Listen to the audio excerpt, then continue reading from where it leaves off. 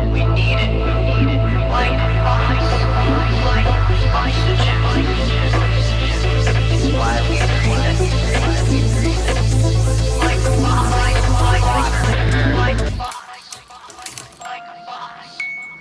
Like a boss. Hey everyone, welcome back to Like a Boss, featured here on the Grit Daily News channel.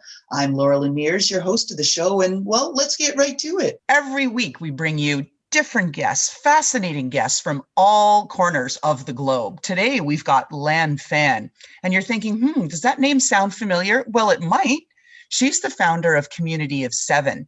And not only is she connecting people through her podcast, Let's Talk, and sharing their stories, she's been sharing her story. She's opened up and really embraced vulnerability, which is a challenging thing. Hey, Lan, welcome to Like a Boss. Hi, Loralyn. So excited to be here. Well, we're excited to have you too. As I said, you're just quite the inspiration out there. Oh, thank you so much. I mean, we talked about this earlier, and I think it's all of us have stories to tell. And it's important, even if you can change one life, to kind of have, especially if you have a voice, is to kind of tell your story. So tell us a little bit more about Community of Seven, which you founded here, and how you're changing lives. I built Community of Seven at the beginning of the pandemic. And what makes it different is I really built it around this whole notion of how can you positively influence as many lives as possible. And so what makes Community of Seven, unique is that it's built around purpose and it focuses on leaders who are purpose driven. It's an invite only community for those really looking to change the world. And so what we do is we bring leading executives, founders, thought leaders, and change makers together to solve really big business and societal problems. Excellent. Now you've done the impossible, which is in the middle of a pandemic, creating a successful entity, reaching out, building a community, and influencing all kinds of people around the globe. So dare to dream, Lan. What is the wild and crazy vision you have of success for 2021? I love this question. My crazy vision is creating a business that actually transforms lives, communities around where our members live, work, and eventually the whole world. I know, it's crazy, right?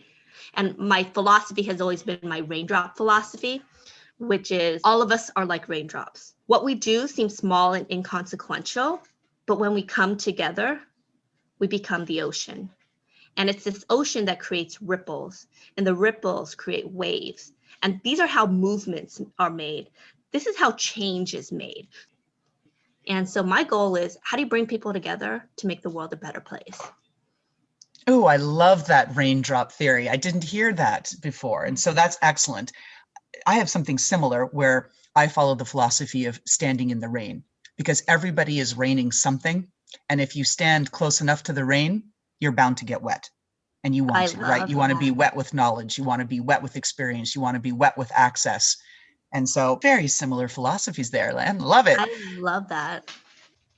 Now, you've shared a lot, especially recently through LinkedIn and some of your backstory.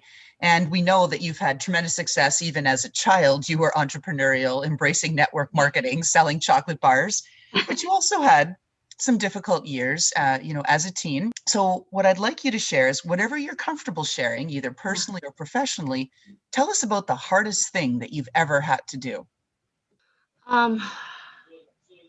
Probably one of the hardest things I had to do work-wise, because personal is much different, right? Was fire my entire team. So this actually happened at the beginning of the pandemic. One of the reasons why I started Community of Seven was I got laid off from Fortune magazine. I had been recruited by Alan Murray, who's the CEO of Fortune, to start, given a multi-million-dollar budget to create a startup within Fortune. Then COVID happened, and then found out not only are you laid off, you have to lay off your entire team. And I cried every day for like a week. My daughter was kind of showing me how to do the 5-finger breathing exercise, because she would kind of instinctively know when I was about to like just burst out crying from. Hey, I learned that from kindergarten. you can hear my daughter in the background. Yes. And so I realized that was probably the hardest thing I had to do, was like, being laid off yourself, that's one thing. having to basically now tell a team that you're fired during a pandemic is devastating.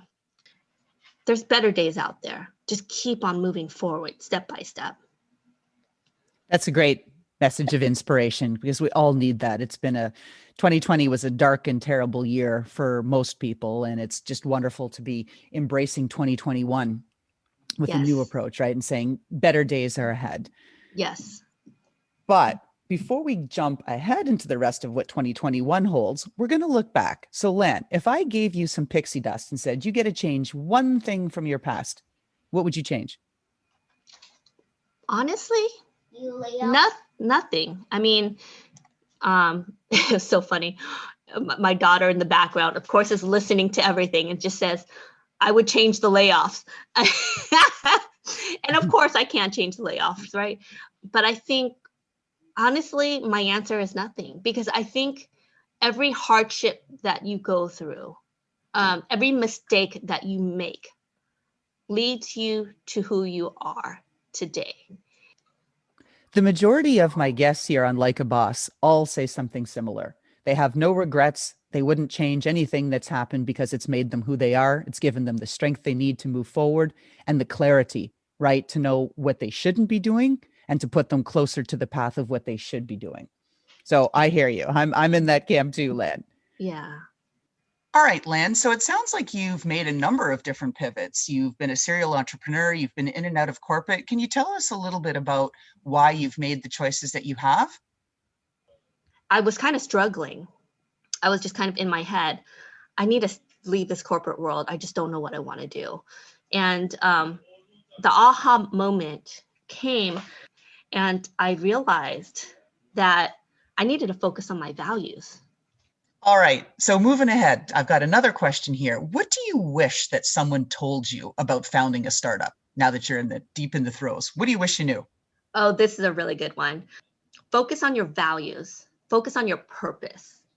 So I've been either an entrepreneur for over 20 plus years, and kind of just going back to my recent time when I was at Fortune magazine, and I was talking to the chief technology officer, and he kept on counting in, what's your MVP? What's your MVP? Which for anyone that's built products, it's your minimal viable product. Let me repeat that.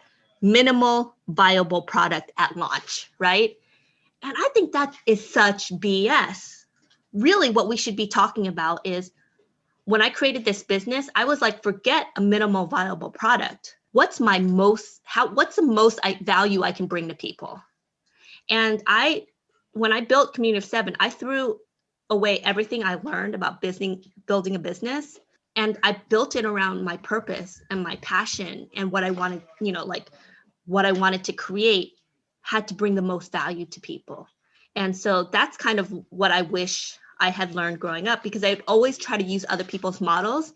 And whenever I tried to use other people's model, I would always get stuck.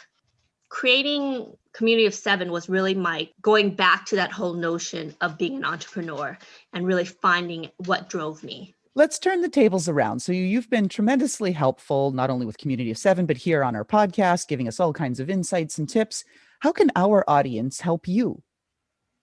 Good question. Go to communityofseven.com, our website, sign up for an event, or go on our LinkedIn page or our Facebook page, our company page. It's just Community of Seven, and just follow us, be a part of the community and the conversation. All right. Cheers to that. So last question, Lan. If we were to peek inside your closet and there was one pair of shoes that really spoke to your personality, are we going to be looking at a pair of boots, stilettos, sneakers, flats, flip-flops, or something else?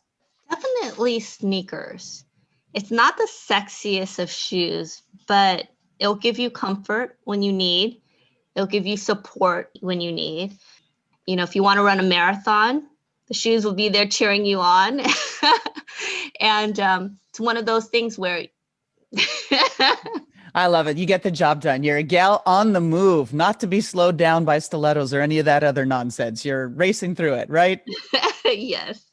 All right, Lan. Well, thank you so much for being a guest here today. And we wish you and the Community of Seven all the best of success for wild and crazy success in 2021. Thank you, Loralyn. This has been awesome. You're amazing. Thank you. Oh, thanks, Lan. Thanks for listening. And if you'd like to be a guest on our show, well, why don't you apply? You can contact Julia at gritdaily.com. And how about that fantastic intro by Touch Circle?